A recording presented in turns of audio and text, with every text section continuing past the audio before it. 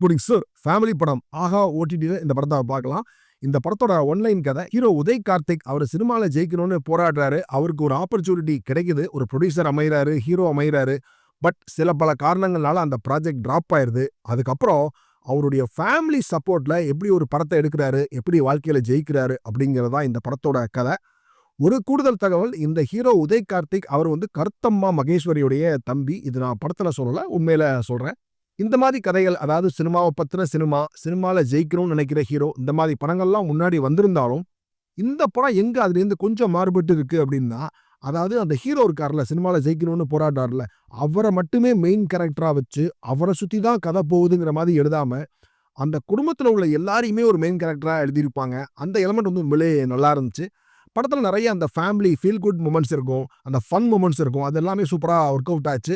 விவேக் பிரசன்னா அவர் ஒரு அட்டகாசமான ரோல் பண்ணியிருந்தாரு. அவர் பேசிக்கலி ஒரு ஃபுடி, சாப்பாடு பாண்டி. அவர் தான் மூத்த அண்ணனா வருவாப்புல.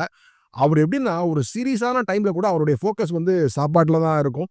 ஒரு முக்கியமான பிரச்சனை நடந்துட்டு இருக்கும்போது, முட்டை தோசைக்கு சண்டை போடுற சீனா இருக்கட்டும், இல்ல அவர் தம்பி ஒரு பிரச்சனையில அப்செட் ஆகி இருப்பாப்ல. அப்போ தம்பி சாப்பிட்டானான்னு அக்கறையா ஃபோன் பண்ணி கேட்பாரு. அப்ப கூட என்ன சாப்பிட்டான் அப்படிம்பாரு. அது கொத்து புரோட்டா தெரிஞ்ச உடனே முட்டை கொத்தா, மட்டன் கொத்தா அப்படிம்பாரு. அதெல்லாம் ஒரு டிப்பிக்கலா ஒரு சாப்பாடு பண்டி அவனுடைய தாட் ப்ராசஸ் எப்படி இருக்கும் அப்படின்னு அப்பட்டமா காட்சிப்படுத்துற மாதிரி நான் ஃபீல் பண்ணேன். எனக்கு பர்சனலி ஒரு படம் பார்த்துட்டு இருக்கும்போது அந்த சீன்ல ஒரு சாப்பிடுற மாதிரி ஒரு சீன் இருக்கு அப்படின்னா, அந்த சீன் எவ்வளவு சீரியஸான சீனா இருந்தாலும் என்னையும் மீறி இலையில என்ன இருக்குன்னு எட்டி பார்க்க தோணும். அதனாலவோ என்னவோ அந்த கேரக்டர் எனக்கு ரொம்பவே கனெக்ட் ஆச்சு.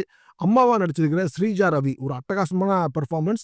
அந்த கேரக்டர் எழுதின விதமே சூப்பரா இருந்துச்சு. ஒரு சீன்ல அவங்க பசங்களை பார்த்து ஆக்ரோஷமா கத்துவாங்க. என்னடா பசங்க நீங்க, முன்னாடிலாம் சினிமா பார்க்கணும்னு பைத்தியமா சுத்திட்டு இருந்தீங்க, இப்ப சினிமா எடுக்கணும்னு பைத்தியம் ஆயிட்டீங்களாடா அப்படின்னு, ரொம்ப வாழ்க்கையை தொலைச்சிடாதீங்கடா அப்படின்னு ரொம்ப ஒரு எமோஷன்ல கத்துவாங்க. ஆனா பின்னாடி ஒரு சீன்ல அந்த அம்மாவுடைய அப்பா நம்ம பட்டிமன்றம் மோகன சுந்தரம் அந்த 3 பசங்களை பார்த்து ஒரு டயலாக் பேசுவாரு.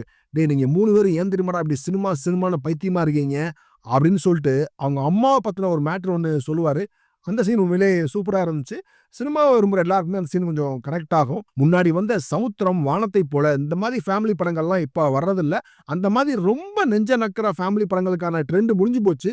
இருந்தாலும் பல வருஷம் கழிச்சு ஒரு ஃபேமிலி படம், அதுவும் நம்ம ரொம்ப வயலன்ஸ், புரட்சி இந்த மாதிரி படங்கள்லாம் பார்த்து பார்த்து சலிச்சு போய் ஒரு ஃபேமிலி படம் பார்க்கறது கொஞ்சம் ரெஃப்ரெஷிங்கா தான் இருந்துச்சு. அதுக்காக இந்த படம் விக்ரமன் படம் அளவுக்கு அந்த ஃபேமிலி விஷயங்கள்ல அந்த ஃபேமிலி டைனமிக்ஸ் அவ்வளோ டீடைலிங்கா இருக்காது. இருந்தா கூட இந்த படம் பார்க்கறதுக்கு ரெஃப்ரெஷிங்கா, ரொம்ப நாள் கழிச்சு ஒரு ஃபேமிலி படம் பார்க்குறோங்கிற ஃபீல் நல்லா தான் இருந்துச்சு. அதுலயும் அண்ணன் தம்பிங்க 3 பேரு ஒருத்தங்களுக்கு ஒருத்தங்க சப்போர்ட்டிவா இருக்கிறது, அதெல்லாம் பார்க்க கொஞ்சம் நல்லா தான் இருந்துச்சு.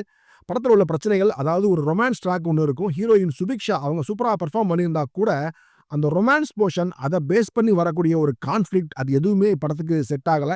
நூடுல்ஸ்க்கு நூக்கல் பொரியல் சாப்பிட்ட மாதிரி தான் ஒரு எஃபெக்ட்ட குடுத்துச்சு. அதே மாதிரி ஒரு கேரக்டர் ஹீரோவ பார்த்து சொல்லுவாப்ல, "நீ என்ன பெரிய சங்கரா, உன்னைய நம்பி ப்ரொடியூசர் இன்வெஸ்ட் பண்றதுக்கு" அப்படின்னு.